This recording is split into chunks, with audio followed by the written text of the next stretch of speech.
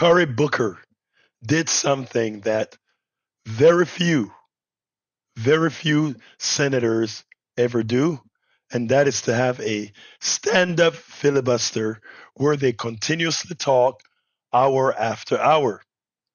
I mean, it's not an easy thing to do because you cannot take bathroom breaks, you cannot do any of that, but you just keep talking. Now, Ted Cruz, a few years ago, he attempted to do it. I think he lasted 14 hours, but his filibuster was childish.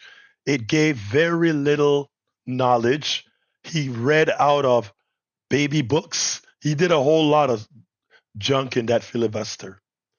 But if you took a look at what Cory Booker did, 25 hours of not only substantive material, but 25 hours of engaging people that were constantly trying to reach Booker. They sent him emails, voicemails, email, letter texts. They were engaged in what this guy was saying. I know there are many out there that think of Booker as too establishment, but here's the reality. A task of holding down the floor for 25 hours, more so than any other senator. In fact, he surpassed Strom Thurmond, who did it to stop the civil rights bill, but instead he did it to make it better for most Americans. I want you to listen to this particular segment because this segment says more than anything else about where we are. And then we'll take it on the other side. Kayanan Spooner from Chippewa Falls, Wisconsin, who writes me. My name is Kayana Spooner, and I live in Chippewa Falls, Wisconsin. I'm 63 years old. My husband, Joe, and I have 5 children and 3 grandchildren and live a wonderful life as our family is growing. God bless you and your family. We owned businesses and work to contribute Social Security for ourselves and our employees. We did all the things we could do to secure our future and contribute to the larger community of those in need. We felt that we're living the American dream until one day in 2012, I know this personally with my dad, I feel for you, Ms. Spooner. Until one day in 2012, I was diagnosed with Parkinson's disease. Parkinson's disease is a degenerative brain disease that progresses over time. Sorry, I'm thinking about my dad. It is unrelenting and affects motor and nerve processes. Loss of benefits will have a direct and daily effect on me and my family as we navigate the medical needs we will be facing. I will need progressive and comprehensive care as I age. I will need medication every single day of my life, and I will need the security of a generous society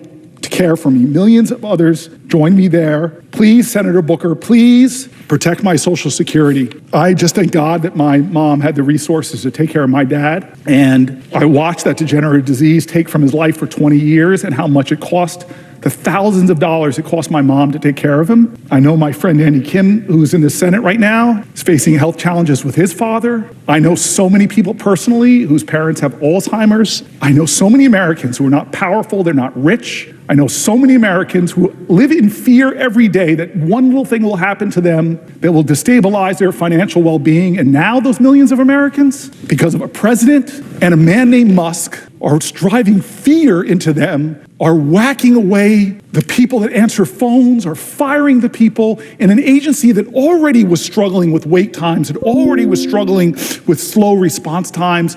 These people who are hanging on by a thread in their lives are facing the people they love the most, who are struggling with the diseases that so many of us in this body have been affected by. They are now worried. They're writing me letters with words like fear and terror. They're talking about staying up at night and not being able to sleep because they don't have a president that comforts them. They have a president that talks down to them, that lies about the services that they rely on. What is this? It is not normal. It is not normal. This is America. How can the most powerful people in our land not comfort others, not tell them they have nothing to fear but fear itself, not tell them to have malice towards none but have charity towards all? What kind of man is in our White House that makes fun of the disabled, who lies so much that the fact checkers lose count, that minimizes the pain pain and the suffering, where you have cabinet secretaries that are billionaires themselves that say, if my mom misses a Social Security check, but if somebody else complains about it, they're probably a fraudster. These people are not fraudsters. They're hurting. They're afraid. They're worried. For God's sake, this is America. Every one of our founders' documents is riddled with words that speak to of our commitment to each other. Yeah, they were imperfect geniuses, but they were people that aspired to virtue. They read the greatest philosophers of their times. They said, what does it mean to be good to one another? What does it mean to create a society that is not run by despots and dictators who are so disconnected, who talk down, let them eat cake? They dreamed of a different country than this, folks. They dreamed of a different country than this. They dreamed of a country that stood for not just get all I can for me, the biggest tax cuts possible to the wealthiest people. They dreamed of a nation where any child born in any circumstance from any place could grow up and have their American dream. And God, it gut wrenches me when I hear people not as privileged as me, and I'm not Musk and Doge, but my mom had the resources and the family to support her as she watched my dad die of Parkinson's disease. But this person's writing in, she herself has Parkinson's. She underlines and bolds the part of her letter. She says, and I'll read it again because, Spooner, I want you from Chippewa Falls, Wisconsin, to know you are seen, to know you are heard, that know that maybe the president will talk down and cut and malign your only paycheck, your only hope, but I won't. I won't. I see you.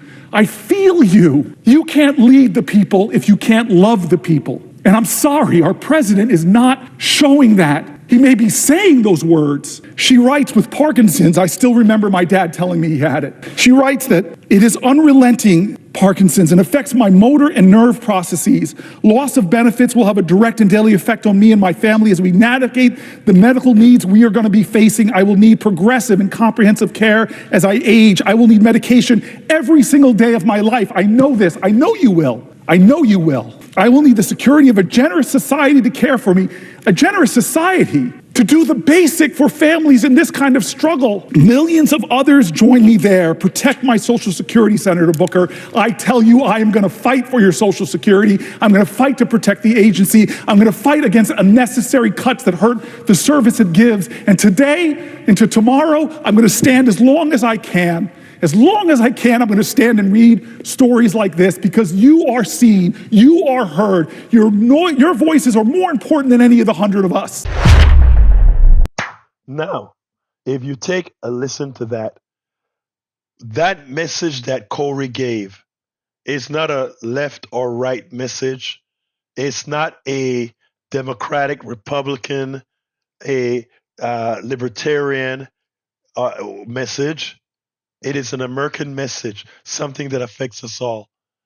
Now think about this.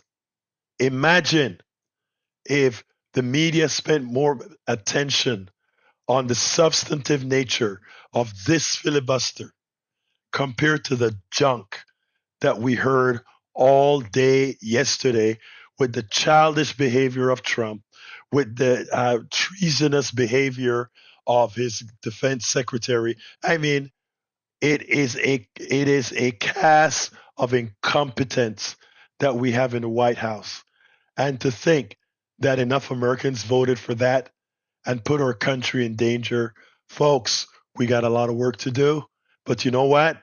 That work has started. We spend a lot of time deconstructing the news, trying to parse it into a form that everybody can understand. We try to find those little nitpicks where it flies above the fray, etc.